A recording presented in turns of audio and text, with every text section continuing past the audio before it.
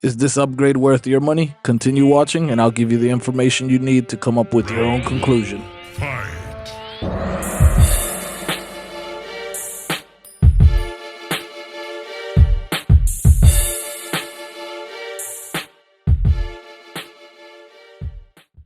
Welcome back, my friend.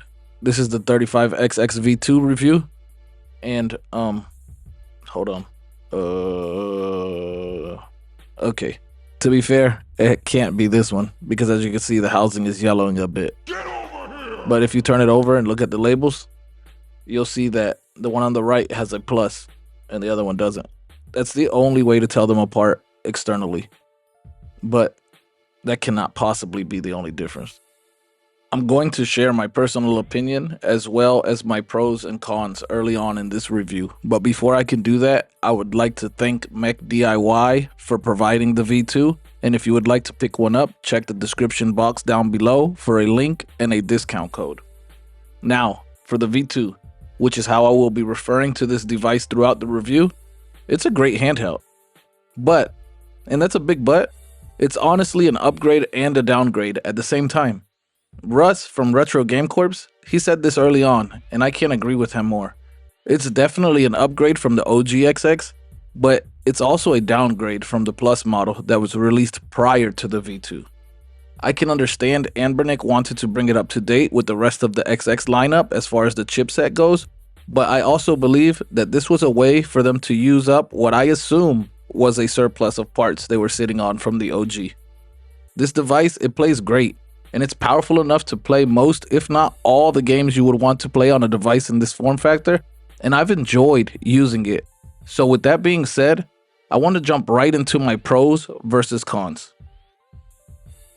And my first pro is that it has the H700 chipset, which shares custom firmware with the XX lineup. It has different color options than the Plus model. It should be cheaper than the Plus model. It has a solid build quality, tons of third-party custom parts, plays everything the current XXs play, and it has no Bluetooth or Wi-Fi. That's good for those who work on secure sites and installations. But that's also my first con. It has no Bluetooth or Wi-Fi, which means no OTA updates, no NetPlay, no retro achievements, no Portmaster. It has no battery door. It has the older D-pad of the OG XX, and it has the older flat triggers. There's no Garlic 1.0 support for those who enjoyed that, and no Wi-Fi OTG support because I've tried a bunch of them. We're gonna jump right into the specs here. The screen is a 3.5-inch IPS with a resolution of 640 by 480. The CPU, an H700 running at 1.5 gigahertz. For RAM, we have the LPDDR4 1GB. It does support 2 SD cards, has a 2600 milliamp battery, also supports HDMI out to TV, has a vibration rumble motor, and it supports 2.4 gigahertz wireless controllers and wired controllers through the OTG port. Moving into the build and the comparisons to the other XXs, this device is very similar to that device. The OG and the V2 share the same exterior aesthetic, minus the label. They're gorgeous. I mean, I love transparent devices, and I was kind of bummed out when they didn't offer that in the Plus model. The difference between this and the Plus exteriorly is the triggers. As you can see on the Plus, it has those raised triggers so that you can easily tell them apart. But that's not a really big deal. Putting the Plus away and moving back to the V2, I want to say again, I've enjoyed using this device. The fact that it runs Anbernic's newest software has been refreshing. The V2 and the OG may share the same exterior, like the shell and the buttons, but this is definitely a new XX, and you can tell immediately once you start playing games. The buttons on the face of the device simply work. I mean, to be fair, the OG and its buttons was one of the top recommendations across YouTube just a year ago. I want to be honest, I don't think the V2 is pointless, but the prices are too high, which is why Mech DIY provided my viewers a 16% off discount code. It is missing the sloped rear triggers, but it doesn't make it any less enjoyable. Yes, it's missing the battery door, but to be fair, most won't use it. As far as the I/O go, the V2 features a set of volume buttons on the left side, a micro HDMI port on the top, a power, reset, as well as 2 SD card slots on the right side, and a 3.5mm headphone jack and a power port that doubles as an OTG port on the bottom of the device. That's where the similarities change though, because the fact that this has the new SoC means that it runs the new CFWs like Newly, which, to be honest, will probably be my favorite firmware for the XX lineup once it's fully ironed out.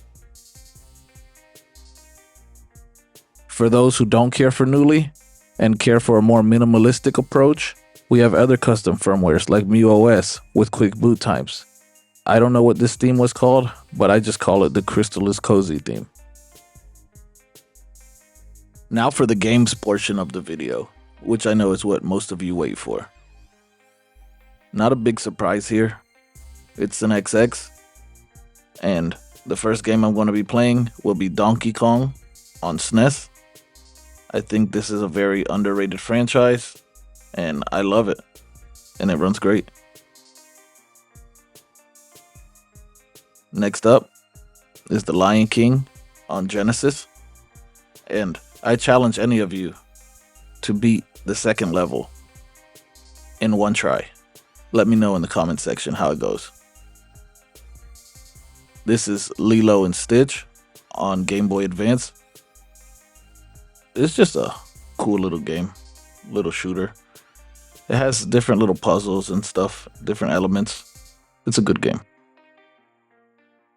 GBA is my favorite platform to emulate.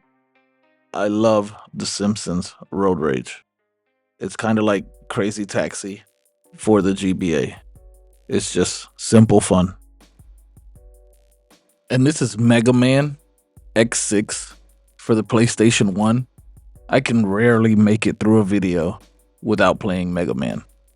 I highly enjoy this franchise. This is Jurassic Park on the Super Nintendo. And this is a fun little game. I'm going to be honest though. I only played it because I had this cool background. In closing, I just want to talk about who I think this device is for. The RG35XX V2 is a great handheld if you can find it for a great price. I think it's a great device for younger siblings or family members, children, also for adults. If you just want to dip your feet in without getting too crazy, try out the V2. It's a great handheld. It plays everything. I mean, everything as far as what you can play without joysticks. And that wraps up this video. This is Too Loud Tech. Remember, you're here listening to a friend, and I'm out. Peace.